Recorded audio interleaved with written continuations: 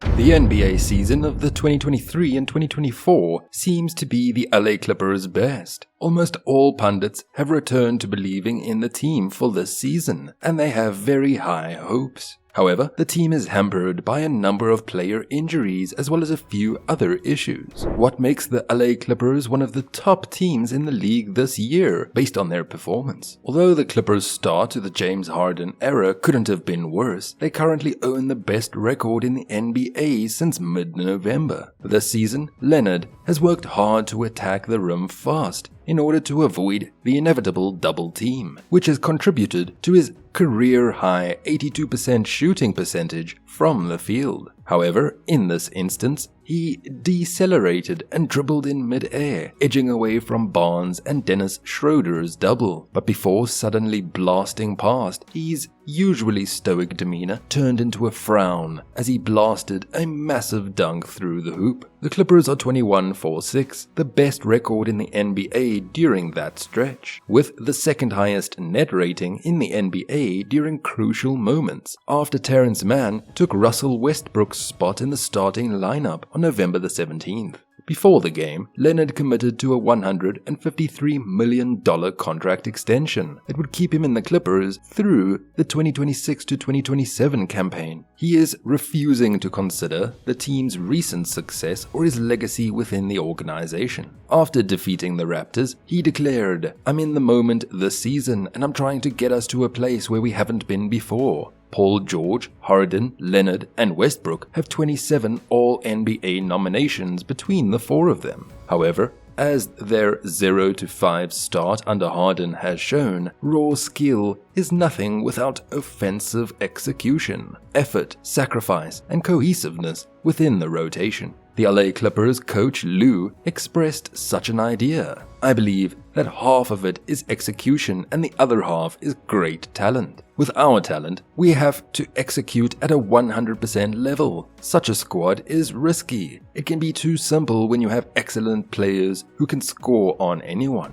I could easily catch and shoot it, so why would I run and cut it over there? We need to start forming those habits because the playoffs are a completely different animal." It would mark a respectable, uneventful conclusion to yet another Clippers period, in which, in spite of the team's growing skill and lofty goals, it was unable to overcome its troubled history and win its first championship. Lou famously orchestrated the Cleveland Cavaliers' 3-1 comeback against the 73-win Warriors. He has also guided the Clippers back from multiple 0-2 deficits in the postseason. He was calm in the face of another setback. Actually, he was inspired, especially by the performance of the team's highly anticipated newcomer, who had scored more than 20 points for the first time while wearing a Clippers uniform. With Harden's arrival, the public had expected an egotistical, drama-filled implosion, but the Clippers were experiencing the opposite problem. The players were showing too much respect for one another. How important is Kawhi Leonard to the LA Clippers? The Clippers have been on a tear, winning 8 games in a row. Over the past few weeks, they have conquered their demons and re-entered the competition. They have silenced most skeptics who questioned Harden's fit within the team by destroying defenses, amassing a 126.6 offensive rating during the run. Take a look at Kawhi Leonard's surgical play to see the main reason LA is winning its season. He didn't have much lift or explosion throughout the season's first half, but now he's back being the menace Terminator who is revered as one of the greatest players on earth. After undergoing knee surgery 6 months ago due to a meniscus tear sustained during the 2023 playoffs, Leonard is reassuring everyone of his potential influence. Though it's difficult to forget how thoroughly he intimidated the Phoenix Suns in the opening 2 games of the previous season, he's now providing a far larger sample size in case folks weren't pleased. And the fact that he is out there without any injuries is really where it all starts. Everything with Kawhi begins with availability. All of the load management comments have been unfairly directed at him since he joined the Clippers. His health and durability have fluctuated, with his ACL tear in June 2021 being the most serious ailment. That's why fans, and in some cases the team itself, found last season, his first full year following significant surgery, to be so aggravating. People mistakenly believed Leonard didn't want to suit up when the medical professionals decided it was time for him to scale back and take a few days off. However, in the end, the team in professional sports must save its players from themselves. Leonard is looking sharp now, having had a complete summer to recuperate and work out on the court. Leonard has participated in every one of the Clippers' first 26 games of the season, including 4 back-to-backs with an average of 34.3 minutes per contest. Of course, you have your fingers crossed, but at last, his health allows the squad to feel comfortable when taking on this kind of job. His availability has made the lineup more stable and cohesive. 2 things the Clippers desperately needed and severely lacked in what turned out to be a terrible regular season for all parties. Considering the individual results thus far, the majority of his opponents in the Western Conference ought to be terrified. Kawhi, who is now 32 years old, is playing his most productive season in his 12th year career. With a scorching 44% from outside the arc, 87.2% from the foul line, and 55.7% from beyond the arc, he is up to 24.3 points. Leonard's paint scoring seems guaranteed every season. There's just no stopping his shot once he bulldozes his way inside of the 15 feet because of his size, seasoned patience, and the death hold he has on the ball. With his enormous mitts, he's making about 80% of his rim looks and 56% of his floater range attempts this season, more than 25% of the way through. Because it can be difficult to determine the required power in the in-between area, it can be one of the trickiest shots for a player. However, Leonard has essentially perfected life in the floater range. He has the 5th highest conversion rate among the 103 players who have attempted at least 75 shots inside the restricted area. In addition, Leonard is now ranked 10th in the dunks and threes EPM,